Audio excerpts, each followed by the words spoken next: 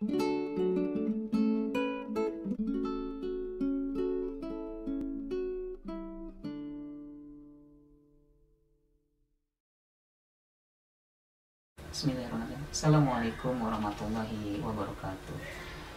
Yes, para sedulur semuanya, salam hangat dari saya, anak rantau di negeri Sakura, Jepang. Wow. Oke, baik. Pada kesempatan kali ini, saya ingin berbagi informasi kepada Anda semuanya, khususnya bagi Anda yang sedang mencari pekerjaan atau bagi adik-adik SMA, SMK yang sudah lulus ataupun baru akan lulus yang tertarik untuk kerja di Jepang. Ada beberapa cara bagaimana kalian bisa dapat pekerjaan di Jepang.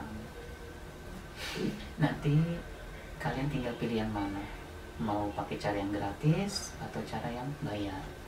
So, simak dan tonton terus video ini sampai habis, dan jangan lupa sebelumnya untuk like, comment, and subscribe channel ini. Oke? Baik, sebelum ke soalan inti, saya ingin sedikit bercerita, berbagi pengalaman saya, alasan saya kenapa memilih untuk kerja di Jepang. Setelah lulus kuliah, yang kebetulan pada waktu itu background saya adalah jurusan bahasa Jepang. Setelah lulus kuliah, saya kemudian mengajar bahasa Jepang di SMA dan SMK selama 2 tahun kurang lebih di daerah tempat saya tinggal. Karena dirasa kurang dapat feel-nya ya, saya ngajar bahasa Jepang tapi belum pernah ke Jepang sama sekali. Kayak gimana gitu rasanya. Kayak ibarat kamu sering datang ke nikahan temen, tapi kamunya belum nikah-nikah gitu. Kan jatuh jadi ngahalu, gersang tanpa cinta. Oke, alasan yang kedua adalah karena di Jepang itu gajinya cukup besar, lumayan besar loh gaji di Jepang itu. Terlebih untuk ukuran kalian ya yang lulusan SMA dan SMK, jika kalian ingin dapat penghasilan besar atau gaji besar, kerjalah di Jepang, merantaulah, keluarlah dari negerimu dan datang kembali dengan membawa modal yang cukup untuk menata masa depan di negerimu. Itu menjadi motivasi. Oke, insya Allah cukuplah untuk modal investasi ketika hidup di Indonesia nanti ya.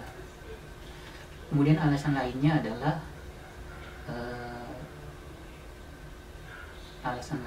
kita bisa jalan-jalan sepuasnya. Kita bisa jalan-jalan di Jepang sepuasnya dan bisa belajar banyak hal. Itu tadi beberapa alasan saya. Kemudian saya memutuskan untuk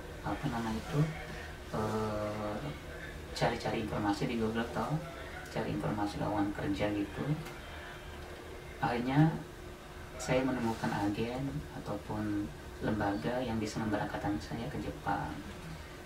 Kemudian saya hubungin kantor agennya, kemudian juga saya datangin kantornya, kemudian saya tanya di situ sedetail mungkin, tanya sampai detail bagaimana proses bisa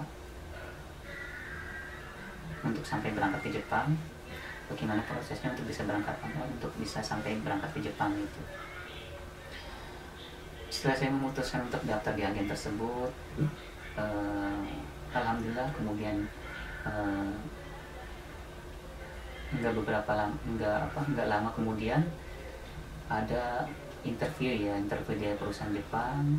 Ada pihak dari Jepang datang ke Indonesia, ke agen saya, ke lembaga saya untuk menginterview gitu. Dan akhirnya saya ikut interview dengan banyak orang di situ ya. Yang dipilih hanya 10 orang di antara sekian banyak orang itu, dan alhamdulillah saya termasuk salah satu orang yang dia terima. Ya rasanya senang banget gitu. Nggak nyangka Ya senang banget, sampai saya keluar dari ruang interview itu langsung sujud syukur saya, saking senang. Dan pada tahun 2014, waktu itu pada tahun 2014 ya saya berangkat ke Jepang, masih antara percaya nggak percaya, ya Allah saya bisa berangkat ke Jepang. Dan ketika saya benar-benar sampai di Jepang, ya menginjak pertama kali di Jepang, di situ juga saya langsung sujud syukur lagi, saking senang. Itu pengalaman saya ya.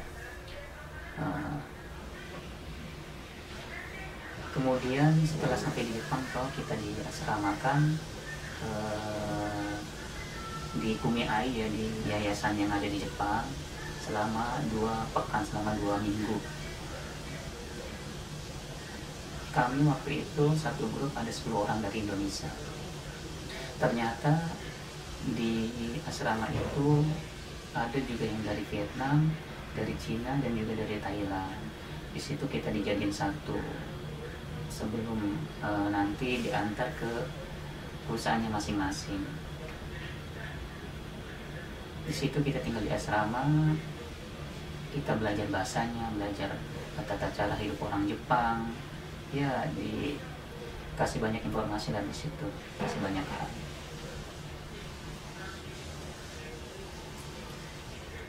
Oke, itu sedikit cerita dari saya, sedikit cerita pengalaman dari saya.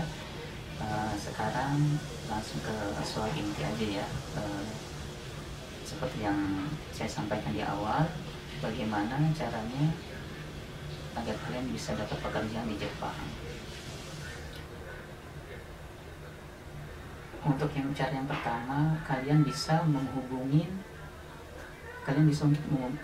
untuk cara pertama kalian bisa menghubungi lewat agen atau lembaga-lembaga khusus untuk keberangkatan ke Jepang ya.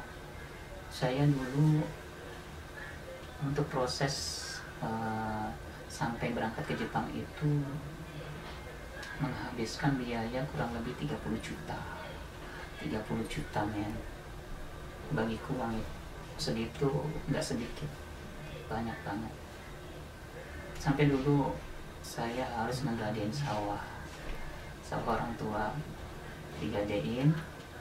Ya mau gimana lagi, orang tua juga saat itu tidak pegang uang segitu ya, uang 30 juta itu. Akhirnya kita gadein sawah 30 juta untuk bayar si agennya nanti. Nah, dari pihak agen meminta uang di muka ya sebesar 15 juta, setengahnya. Nanti setengahnya lagi dibayar ketika saya dapat job, saya diterima di perusahaan.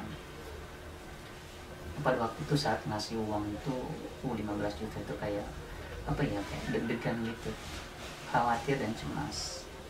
Kalau sampai nggak ada hasilnya, ya bisa berhabis sawahnya, nggak bisa ditebus lagi gitu. Saya saran untuk teman-teman semua, kalau nyari agen, cari agen yang tidak meminta uang di muka. Kenapa? Ini alasannya untuk meminimalisir atau menghindari hal-hal yang tidak diinginkan seperti penipuan atau bentuk-bentuk iming-iming belaka yang pada akhirnya nanti akan merugikan kalian. So, kalaupun kalian diminta untuk membayar di muka, untuk meminta bayar duluan, carilah agen-agen yang memang benar-benar kredibel atau dapat bertanggung jawab, dapat dipercaya. Nah, bagaimana caranya kita tahu agen tersebut kredibel atau tidak? Minimal ada 4 hal yang perlu kalian tahu. Yang pertama yaitu cari informasi mengenai agen tersebut sedetail mungkin. Resmi atau tidakkah, sudah terdaftar di pemerintah atau belum.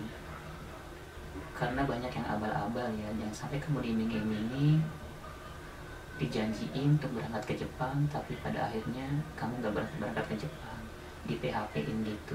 Kan gimana gitu rasanya, sakit. Kemudian yang kedua adalah berpengalaman. Berapa lama beroperasi juga jadi faktor pertimbangan untuk kalian memutuskan untuk daftar di agen tersebut atau tidak. Kemudian yang ketiga, memiliki izin SO.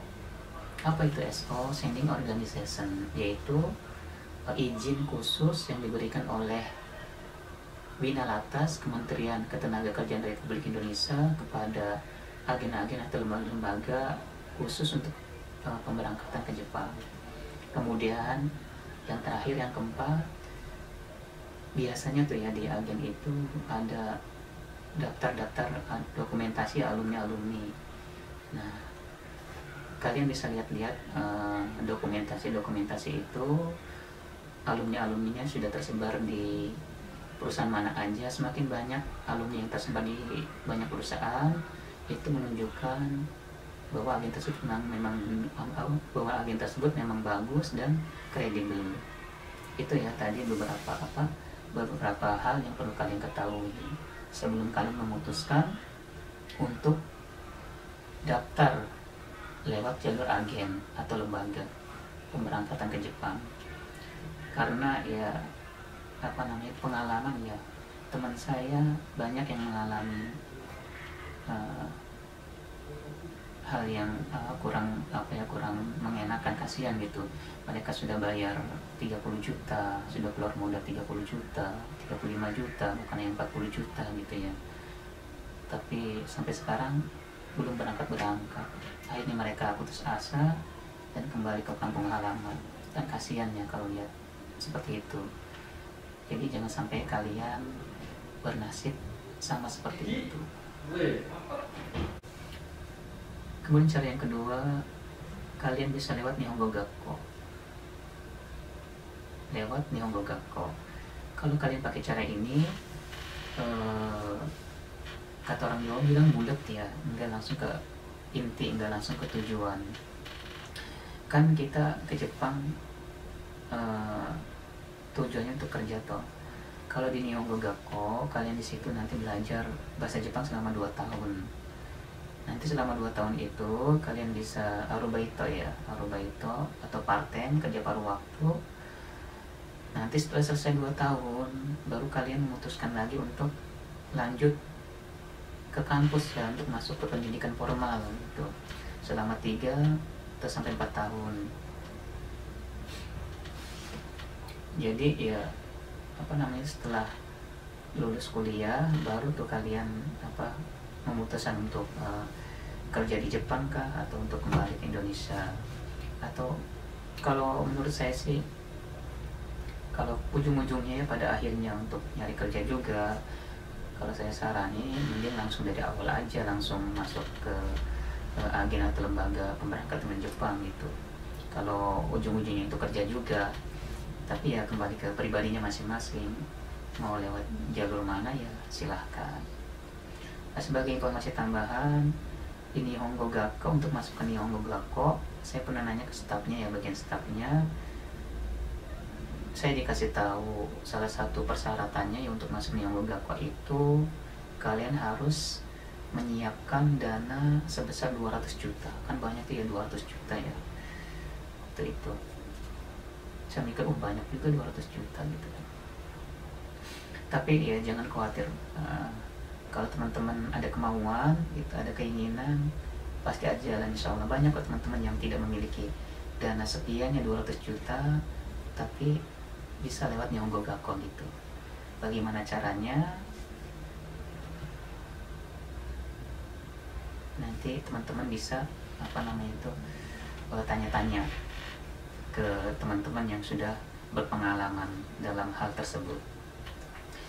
Itu tadi beberapa cara bagaimana kalian bisa mendapatkan pekerjaan di Jepang.